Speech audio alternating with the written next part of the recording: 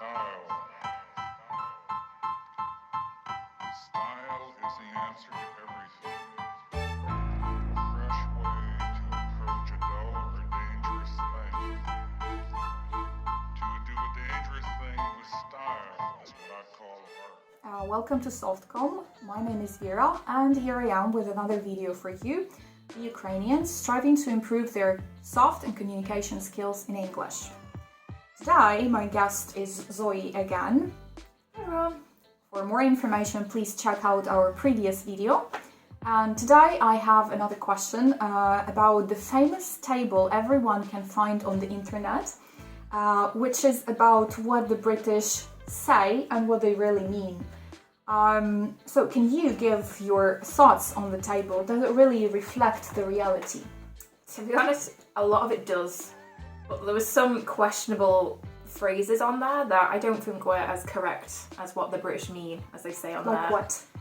For example, what the British say, I hear what you say, what the British really mean. I disagree and do not want to discuss it further. That to me doesn't... if I say I hear what you say, it means I'm listening, I've heard what you've said. It doesn't mean that I don't agree and don't want to discuss it further. It's just me acknowledging, shall we say. So do you think that is something more individual? Yeah, rather to than be honest, national? A lot of this is very ambiguous and can be interpreted on a personal level for everyone. For example, the very interesting one here, so I could be watching a documentary and go, that's very interesting, and I genuinely mean it, whereas on here, that is very clearly nonsense.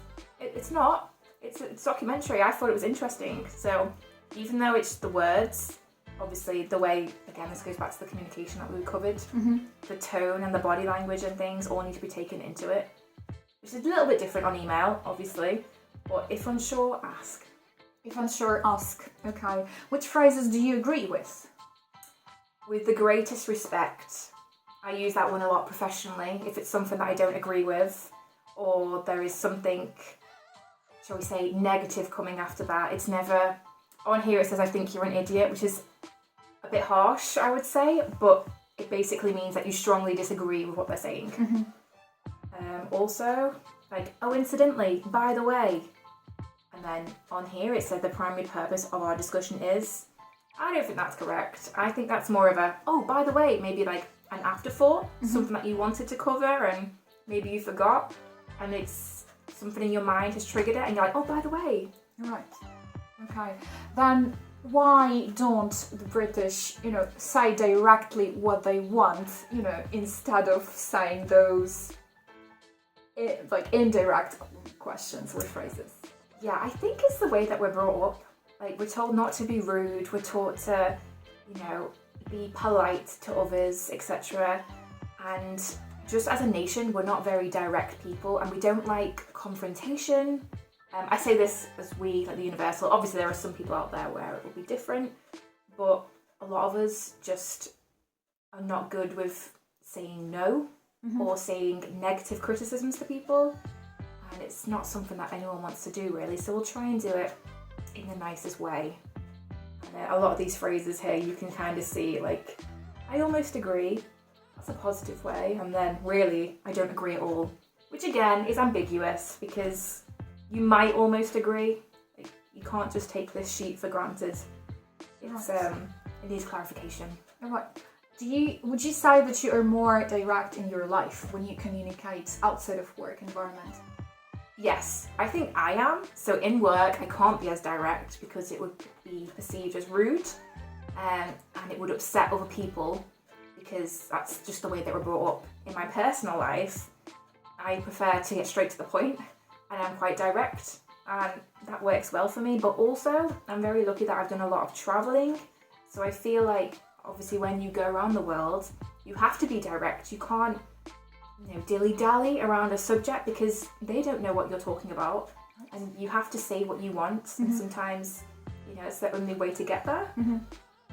Alright then, what would you recommend to the Ukrainians who work professionally with the British?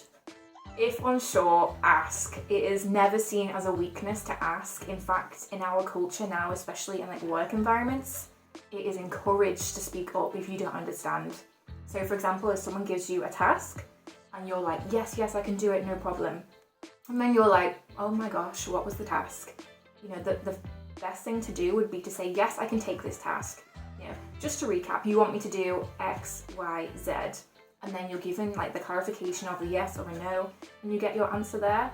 And it's never too late to reach out and ask, because the worst thing you can do is obviously interpret something bad. And obviously it's difficult when you're working, you know, as a foreign language when it's not your first language. And you need to understand what you're doing. So yeah, always ask. Yeah, well, very interesting. So thank you for sharing your knowledge and experience with us. Thanks everyone for watching. Remember, our soft and communication skills matter. They change our work and life for the better. Have a nice day ahead.